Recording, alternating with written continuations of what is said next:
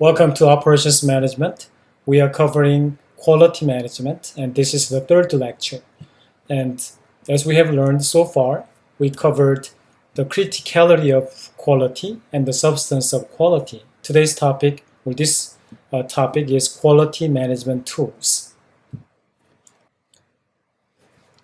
So the question that we want to answer is how should we improve quality? What tools are available for quality management? And before discussing it, let us visit 7 Deadly Diseases by Dr. W. Edward Deming, another quality guru in management. First, he said, lack of constancy of purpose. Purpose seems to change under changing circumstances.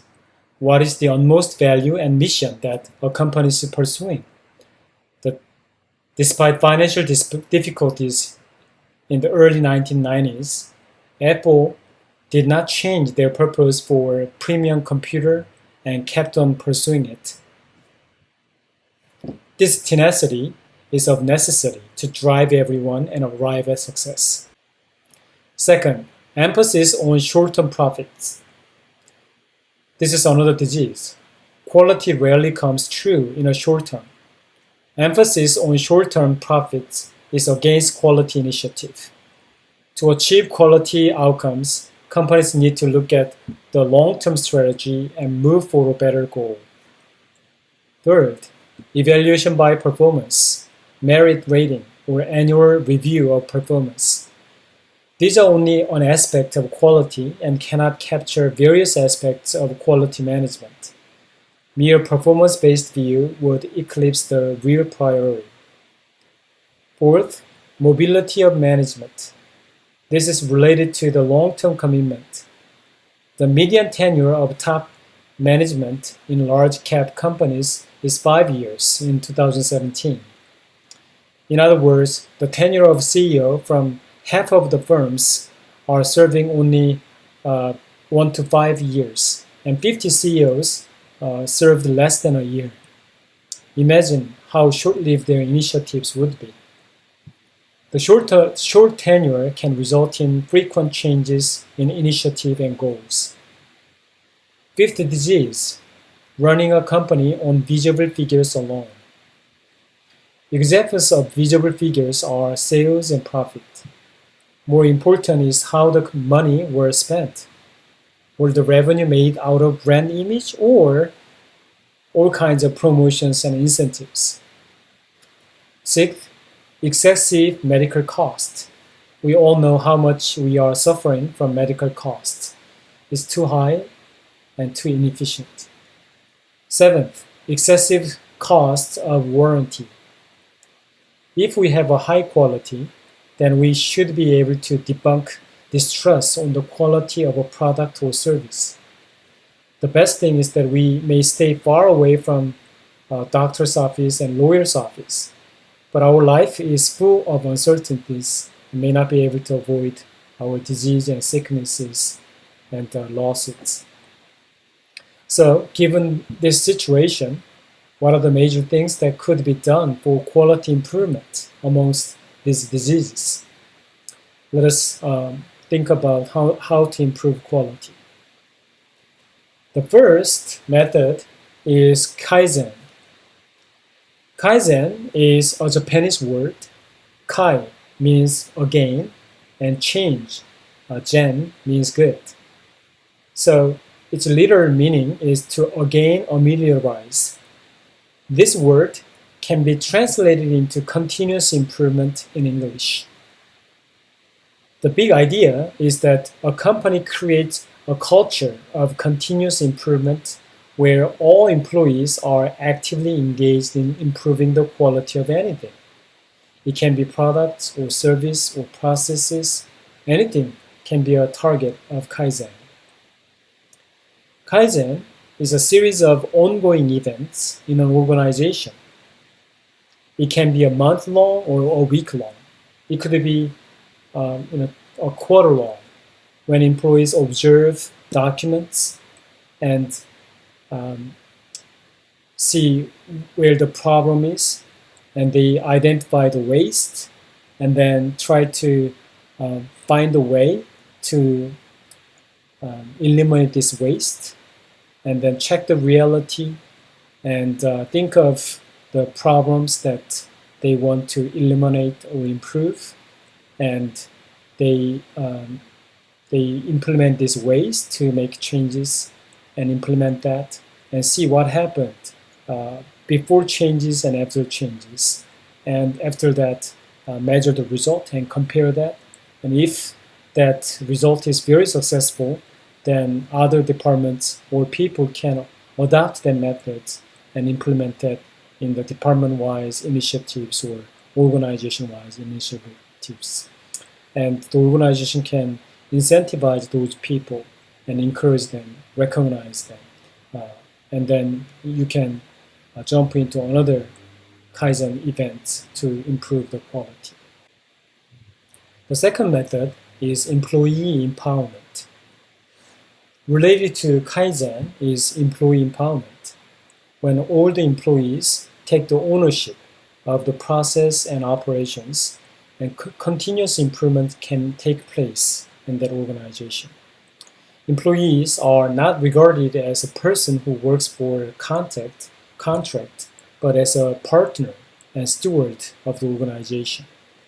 Under the view of employees as a person who works under the contract, they can be regarded as servant, or necessary, or subordinates, and even just a borrower.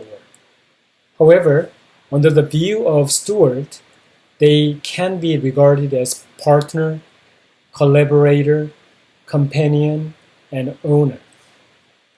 The result can be complacency and selfishness, while empowered employees can be innovators and selfless contributors.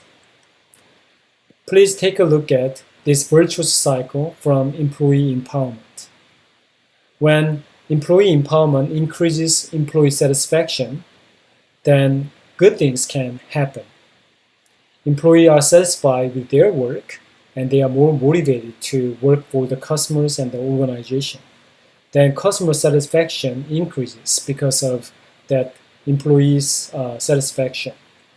This will also increase customer retention, which will reinforce employees' empowerment.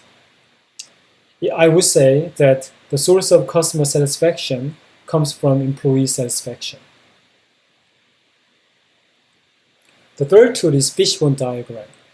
Fish-byne diagram is another useful tool that identifies causes and effects of a problem or issue.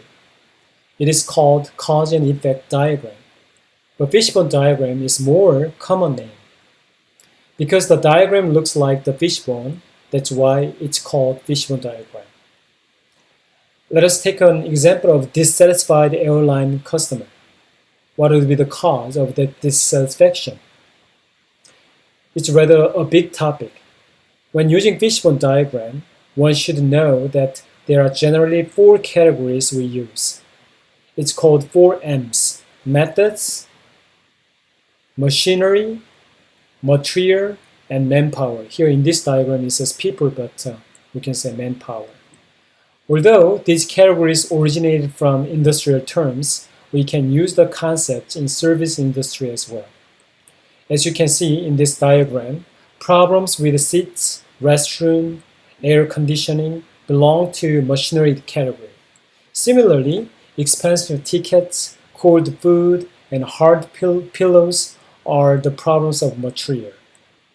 Serving methods could be problematic as well.